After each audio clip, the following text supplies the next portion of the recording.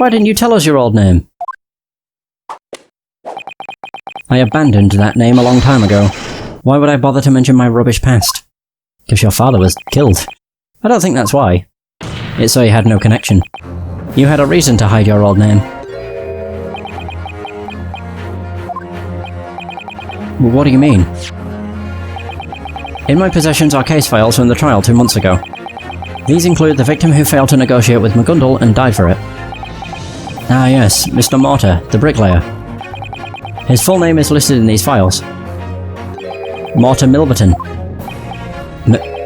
Milverton? Then... It was his father, Mr. Rupert Milverton. Thrice-fired mortar was your father. Ah. Allow me to repeat myself. When you apply for national certifications, your history of it is investigated and recorded. Looking this up is not difficult, do not forget that.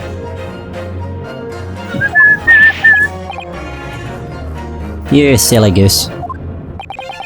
You stole the contents of the British Empire's private telegrams.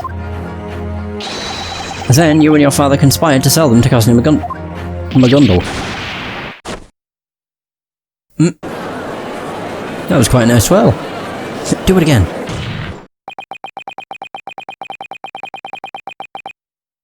If we connect the facts and the clues that came to light through this cross-examination, we begin to see the truth. The truth? You and your father, Mr. Mortar, made a certain deal with McGundle. This deal had something to do with this music box, correct? You stole information from the Ministry's telegrams and tried to sell it to Mr. McGundle. The decision to split it into 2 music box discs was most likely made as a precaution in case information fell into the wrong hands. Understandably, you wouldn't expect a music box to be used as a hiding place for information. However, those negotiations fell apart and Mr. Mortar's life was taken. McGundle was arrested and the stolen disc was pledged to Hatch. Then 2 days ago, you broke into Hatch's shop in hopes of retrieving the pledges. But even this attempt ended in failure. One of the discs was taken by the police, and the other was nowhere to be found. So, on that night, you joined up with the Templars to break into the pawnbrokers. You did this in order to finally seize the second disc. That disc was inside this music box. But we weren't told nothing about that, bruv. On the night of the incident,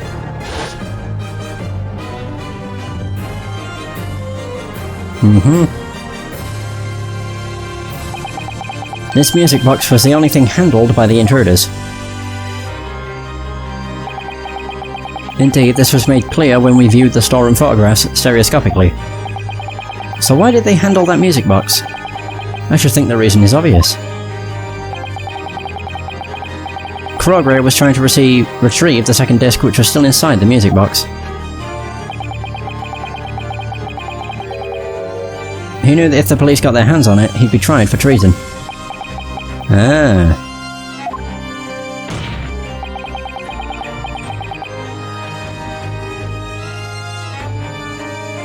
What do you have to say to that, Mr. Krogre? All of this happened because of your dealings with Cosney McGundle. I shall not indulge your wild delusions, not one bit. Wait, his wounds have reopened. He's got a bloody arm. Mr. Krogre? There's blood seeping through your sleeve. What? Oh. 2 nights ago, 3 shots were fired in Hatch's shop. 1 that took his life. 1 bullet killed Hatch. Another hit Mr. Holmes's pouch. And the last one embedded itself in the calendar at the scene, but only after hitting the intruder's arm first. Mr. Krogre, the wound on your arm is the very same bullet wound, isn't it? I don't think you can get out of this one, bruv. You might just want to fess up, innit, bruv? Good lord. I gave you one simple command, you buffoons. I even paid you handsomely. Pretend I was never here. This is of the utmost importance. Seems it really was a foolish move to trust petty criminals from the slums after all. The more honest than you. Fine, I'll confess. I broke into Hatch's pawnbrokers on the night of the crime. I gave these fools 10 whole guineas to aid me. As you have surmised, that was when I ended up with this injury.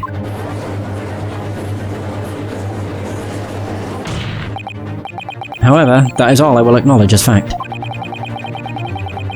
And you think I stole government secrets and sold them to McGundle?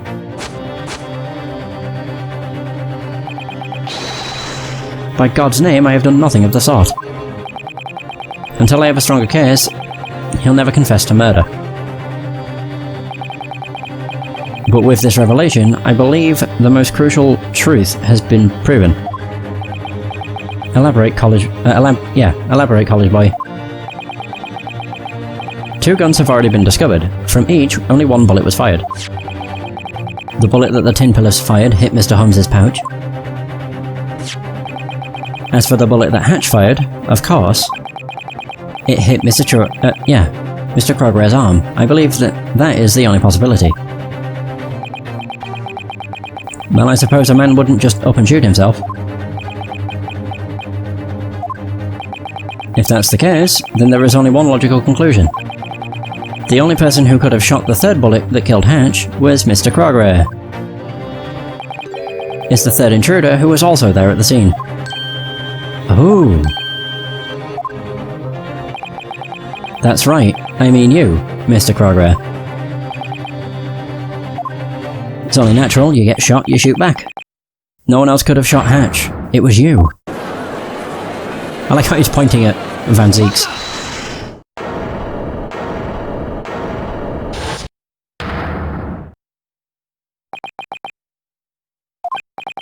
Oh dear, attorney, what a hole you've dug. Exposing me in court wasn't your best move. What? What is he talking about? You aren't mistaken when you say that I was in the shop at the time. And it's true that I tried to hide that fact, but what else is a man to do? I wouldn't want to deliberately soil my perfect record as a master telegraphist. But did you never stop to think? Think? About what? The possibility that I may have witnessed the crucial moment. In other words,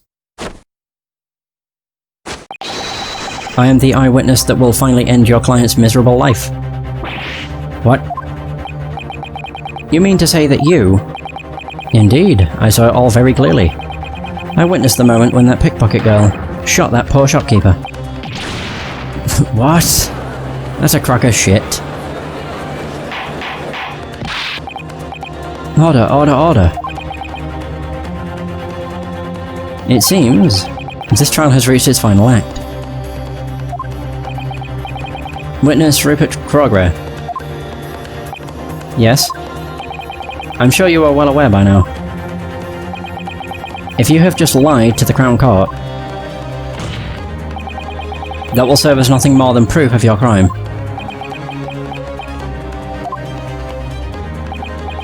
Yes, I am quite aware. The court now orders you to testify. Testify about the events that unfolded before you as the victim was shot. Ah, dear. As you wish.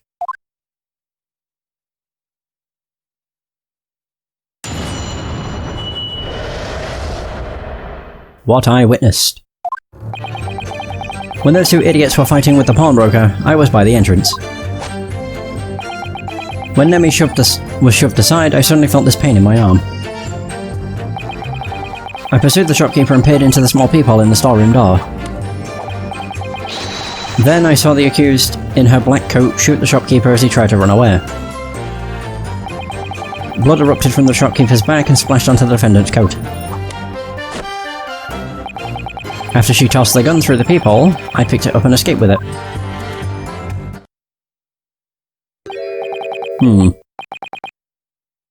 That testimony. What in blazes? You mean to say that you witnessed the very moment of the crime?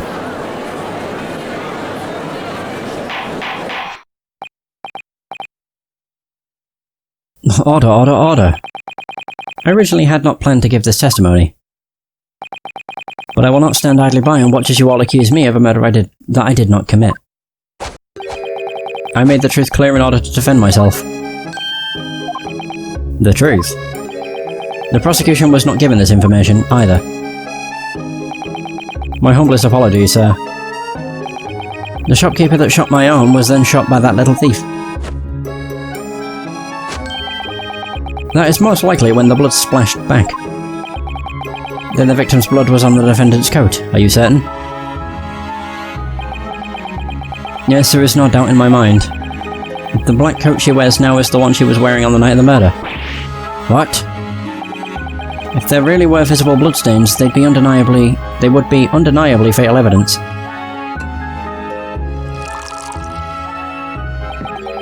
It may be possible to detect these bloodstains using a certain test.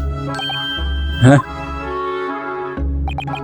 Very recently, German scientists developed a technique to detect human blood. And I assure you that it's worlds apart from a certain suspicious detective, Snake Oil. Holmes' theories are the real deal, he's not a sham. In the world of science, a theory means nothing without evidence to back it up. German courts have already proven the effectiveness of this method.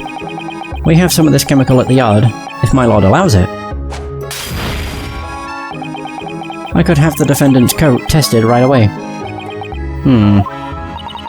This is bad, Ryu. Huh?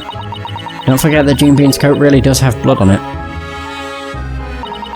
If they can detect that... Oh, you're right. Yesterday at the jail. What colour was it, though? Purple? Yeah, which means it was Mortar's. Okie dokie, here we go. Don't move a muscle, Gene Bean. Yeah, it's purple. Because it's Mortar's blood. Yeah, there it is. I don't understand how it would be invisible on the white bit. But it isn't Hatch's blood, it's from 2 months ago. It came from when McGundle stabbed Mortar in the omnibus. My lord, the defense objects to this test. Overruled. Lord Van Ziegs, order the yard to carry out this test post-haste. Great. As you wish. While we wait for the results, the defense may begin its cross-examination. If they find the blood on that coat... Gina. Defense. My lord. Your cross-examination, please. Understood. In this cross-examination, I have to find some kind of decisive clue. I don't even want to think about what will happen if I fail here. Nothing good. That's for sure. One eyewitness. When those two idiots were fighting with the pawnbroker, I was by the entrance. Hatch came out of the storeroom in the back, is that correct? He leapt furiously onto these two as they pried about the shop counter. He had a gun in his hand. I'm glad I kept my distance. Never been so scared in my life, bruv. We're just normal burglars, bruv. We wasn't armed or nothing. What? Didn't you have a gun too? So, Mr. Crogray, you claim that you were standing at the entrance. I was simply looking at the many items lined on the shelves near the door. Is he searching for the unredeemed music box? Probably. The shopkeeper threw himself onto Nemi. With Tully there, I assumed they would easily win by numbers alone. But even that was too much of a task for these two. Or for these buffoons. I tried to help Nemi, but then he threw me over the counter, innit? Then he aimed a gun at the old geezer, and he ran off, bruv.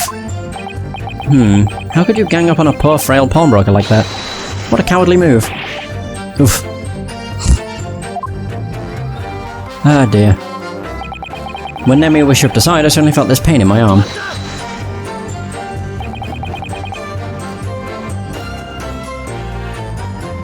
And that's when you were shot. Indeed. It took me a moment before I realised, however. In the midst of their three-man brawl, they knocked many items off the shelves. The gun must have fired at that moment because I failed to hear the gunshot. As I understand, the bullet grazed you and landed in the calendar hanging behind you. It would appear so. When I looked at my arm, I was bleeding. I tried to cover it with my handkerchief. But without a doctor, I could only wait for the wound to close naturally. It took 2 whole days before it stopped bleeding. Was Mr. Hatch aiming at you in particular? I can't say, but to be honest, I don't think he even realised I was there. Perhaps it was a misfire, or he just missed his true target. When I aimed the gun at him, the old geezer shoved me away. Then he turned and scarpered from the inner door, bruv. What did you do afterward, witness? I pursued the shopkeeper and peered into the small peephole in the storeroom door. You chased him even when he was no longer a threat. I can't say I understand why, but I followed him towards the back of the shop. So, did you mean when you... what did you mean when you mentioned the door's peephole? The storeroom door is made of sturdy wood. Yeah, I know, that exists. But there was also a small window built into the door to provide a view of the inside. Now that he mentions it, that's actually how I looked into the room when I found Gina.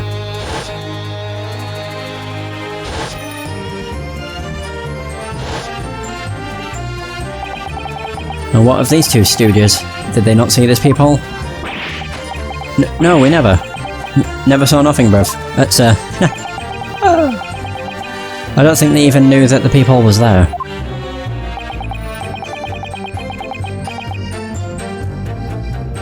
Fair enough. The tin pillars didn't actually see the murder anyway. The pawnbroker and the pickpocket were inside the storeroom. The defendant was there. It didn't seem like either of them had noticed me watching them. The girl turned her gun toward the shopkeeper in full view of the peephole. And then what did you see? She shot him. Then I saw the accused in her black coat shoot the shopkeeper as he tried to run away.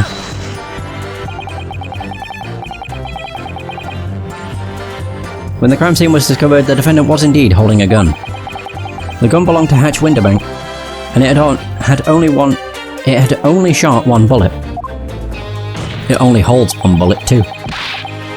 The only one shot by that gun was you, Mr. Crowder. That just means that the little thief wasn't holding Hatch's gun. The pawnbroker's gun shot me, and the Timpler's gun shot the detective. With us two accounted for, it must have been a third gun. Assuming Hatch's gun was not used to shoot him, a third gun is the only explanation. Thus the defendant must have had a gun of her own. Then how do you explain why nobody found it during the investigation?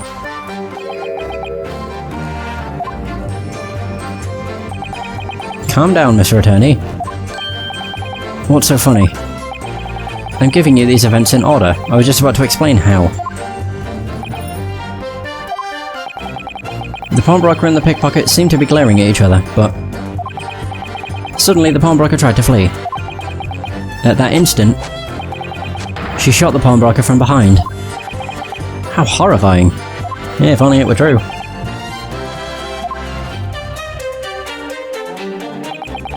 Blood erupted from the shopkeeper's back and splashed onto the defendant's coat. It erupted from his back. I saw it all through the peephole. The coat is black, so you can't exactly see it now, but... I can guarantee that the coat is soiled by his blood. Well, he's not wrong about that part. But that's not Hatchling's blood. Right, it's Mr. Mortar's blood, from when McGundle stabbed him 2 months ago. If we could just use Holmes's forensic chemicals, we could prove it so easily. But as long as the Crown Court refuses to accept it, we can't use it as evidence. Unfortunately. We're up shit creek without a paddle. Drat. Drat indeed. After she tossed the gun through the peephole, I picked it up and escaped with it. Oh, so that's how he's going to explain that he has a gun. Yeah, let me guess.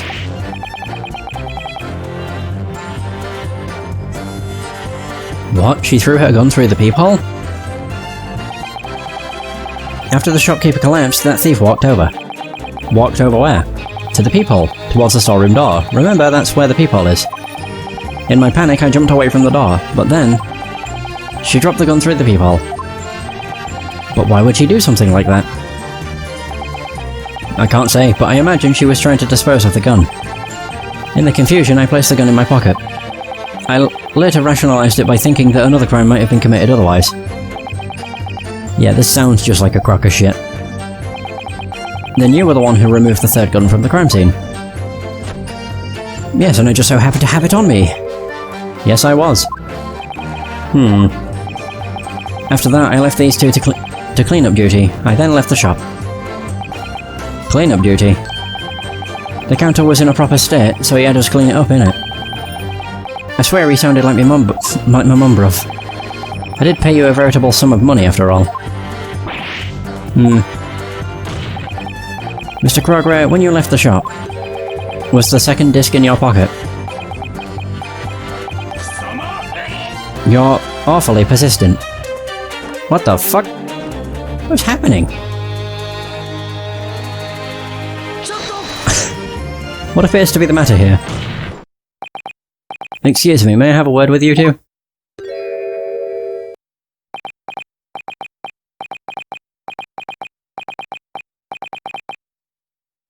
The hell just happened? What is it? Don't act like you don't know. You two were having a pretty big argument just a moment ago.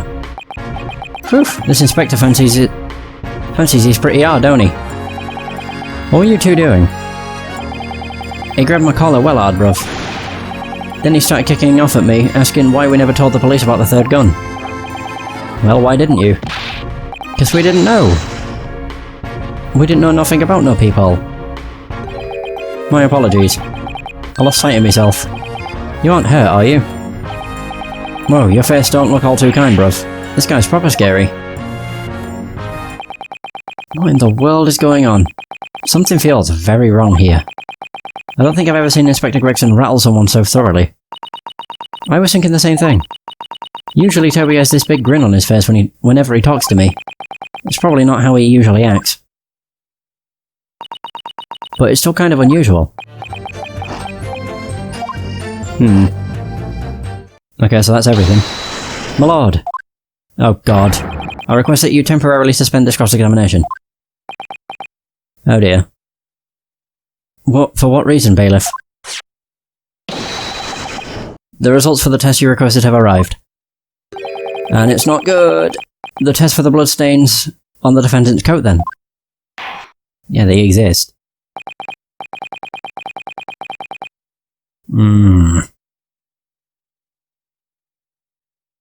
Very well. The court will temporarily suspend the cross-examination. Do you object, defence? No, my lord. I have no objections. Though we are boned. Yep.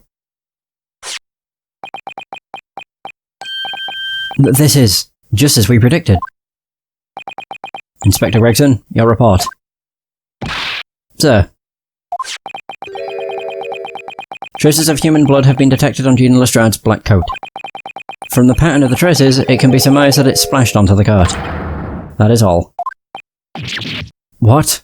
Ah, great. Now we're even more up shit creek without a paddle.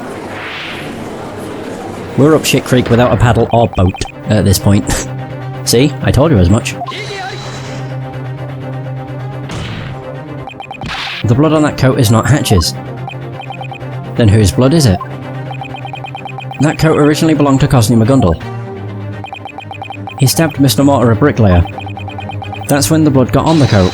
That blood came from Mr. Mortar. Dead men tell no tales. Listen well, Japanese boy. Sir? Only 2 months ago, you proclaimed in this Crown Court that Cosney McGundle was innocent. And yet, now that he's dead, you insist that he was a murderer all along.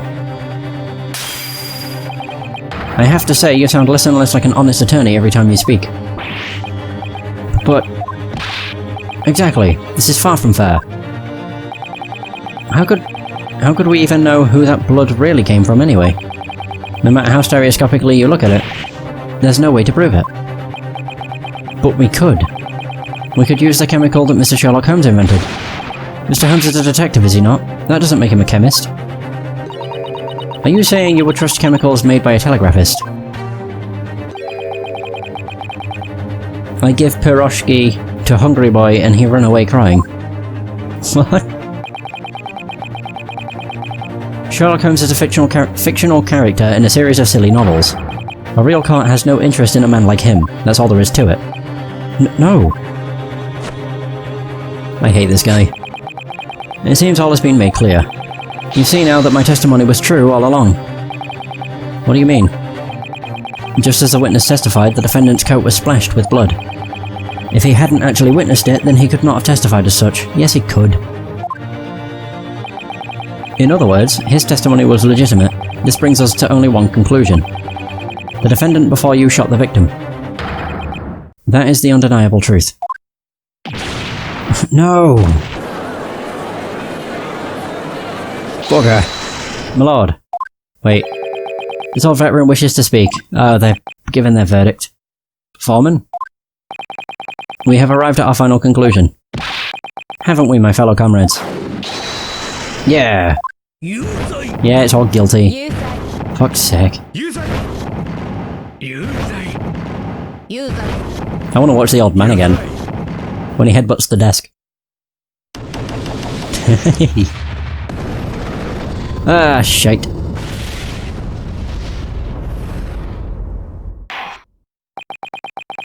It seems the jurors have reached a unanimous conclusion. Ah. Fuck.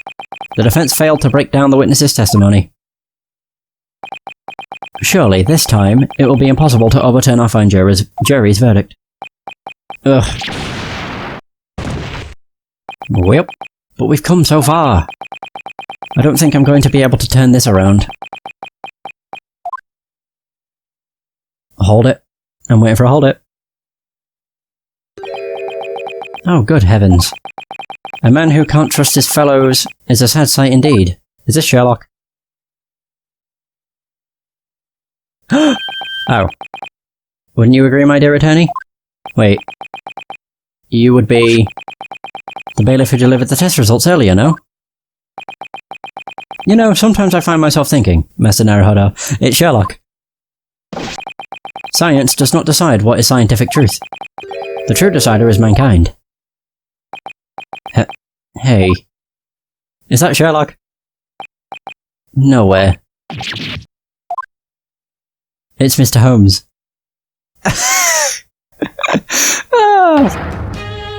Of course. Mr. Holmes. What? Look at his pose. Oh my god. Order, order, order!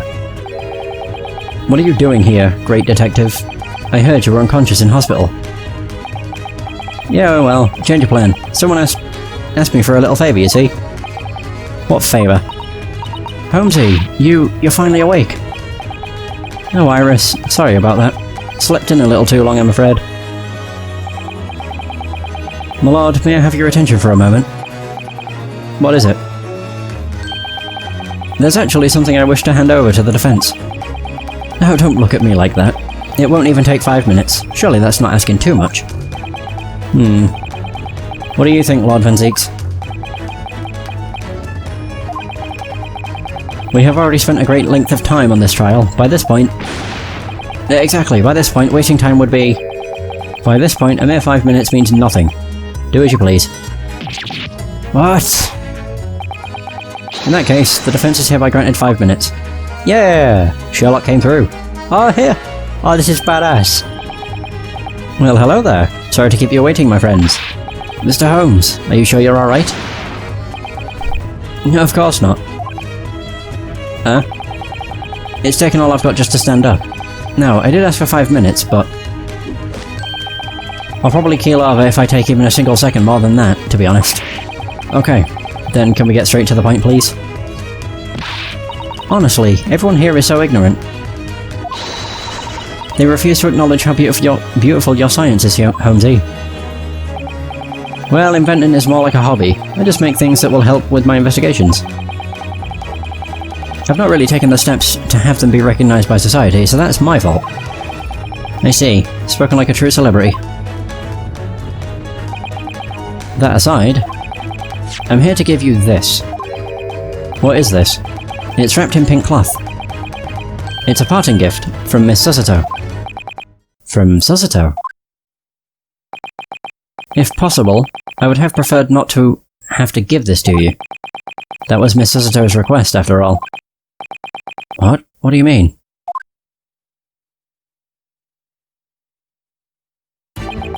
Miss Susato had foreseen this. She knew that the true murderer would fight with tooth and nail to escape from his crime.